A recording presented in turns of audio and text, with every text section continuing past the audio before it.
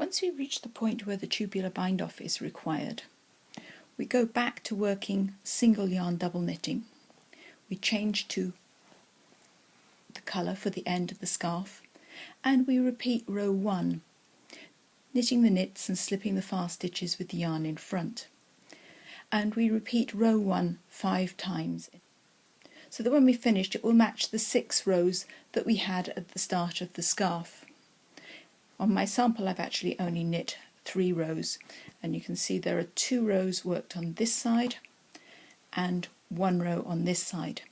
When we sew in this bind off, it will actually add an additional row, and this will bring us to 4 rows of green, 2 on either side.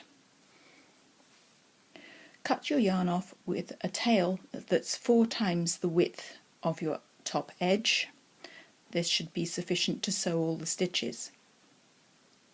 A tubular bind off is simply a sewn row of knit stitches. It's the same as grafting or Kitchener stitch. Thread a blunt needle. Begin by slipping off the first stitch and just holding it at the front of the work.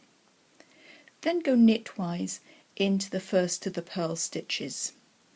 And my directions, both written and spoken here, assume conventionally mounted stitches. We can now let that one off the needle, and we will take this stitch and pop it back in its normal stitch mount. We go into this one as if to knit, and we can let it come off the needle and enter the third stitch as if to purl. So if you were to envisage this, this should look like a sewn knit stitch joining the sides of those 2 stitches. Gently pull the slack of the yarn through, but not too tight. Now we roll it over so we can see where our yarn came from. It came from here, so that's the sewing yarn. So we go back into that first purl that we dropped off from the back to the front, and then knitwise into the 4th stitch. So come round to the front and into the 4th stitch. Gently bring the yarn through, and we should be adjusting these new sewn stitches to the same size and shape as the rest of the stitches in the knitting, but don't pull them too tight, otherwise you could end up with a tight edge. Now we come back to the front stitch that we let go, stitch number 3. We pop our needle in to the front of the stitch and then sideways into the back of the next stitch, so tip to tip. And now we should be able to settle down into a nice little rhythm. Each time gather the stitch to about the right size and shape. Now, as you can see, when you work with the matching colour, which is what you will be doing, it's actually hard to see what's going on. So you come back to this side, into that stitch there, from the front to the back, and sideways into that next stitch. It falls into a nice little 2-step routine. And remember, if you're following the written directions, you can record them at sewing speed. So from back to front and knitwise into there.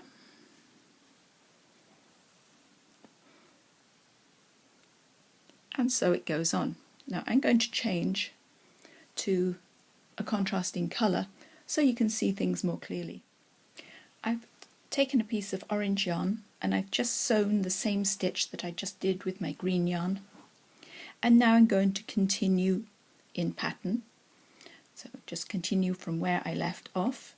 So I'm going in from front to back to this stitch, and notice how it wants to curl around. So don't let it. Make it lay flat the way you want to see it in your knitting, but it will definitely tend to put that shoulder forwards. Now I'm coming into this stitch front to back and purlwise or to the left into the next stitch and just sort of gather the slack up. Now I'm going back into this stitch again from back to front, making sure I get the side of that stitch, and then knitwise or from front to back into that next stitch. And this is why I wanted to do it in the contrasting colour.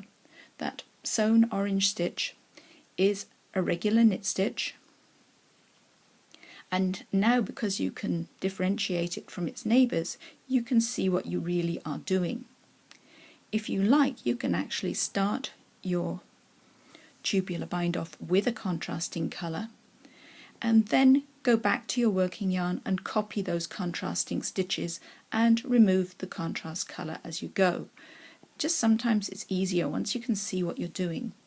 Once you fall into a comfortable rhythm, you probably won't need the contrasting colour yarn. But you are sewing in the missing row on the short side of the end of your scarf. And so this side of the scarf finishes with 2 green rows. It'll be 3 in the real thing. And this side of the scarf is finishing with the knitted row and the sewn row. And no one should be able to tell the difference. All that remains now is to tidy up some of these ends.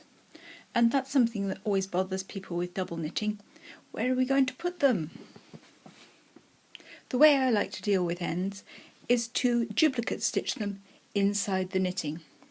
This is my last pink stitch, so I'm going to just tidy up that, make it a little smaller, and I'm going to link it one more time around the blue yarn.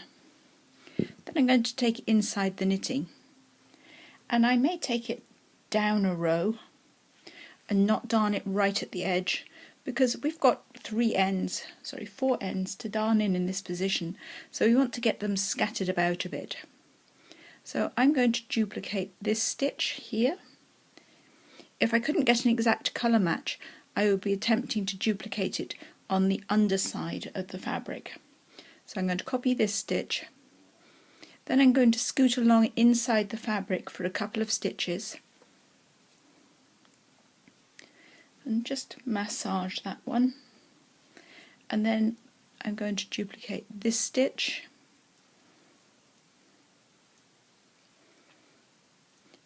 and then I'm going to go all the way over here and find another stitch to copy. Notice I'm getting further and further apart, and that's one of my reasons for leaving a good long yarn tail, so I've got plenty of time and yarn with which to neat knit. I'm going to duplicate here, and the other thing is I'm trying to make sure that my pattern of duplicated stitches doesn't form any particular, it's not in a straight line or anything like that, and I'm just quietly splitting a couple of plies at the back of the work there, and I'll pull my tail through.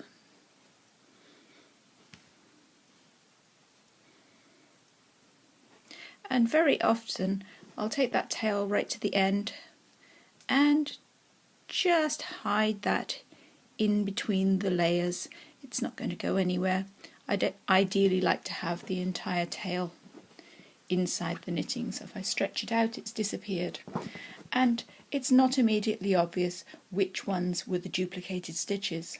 If I did them side by side, it would probably start to show.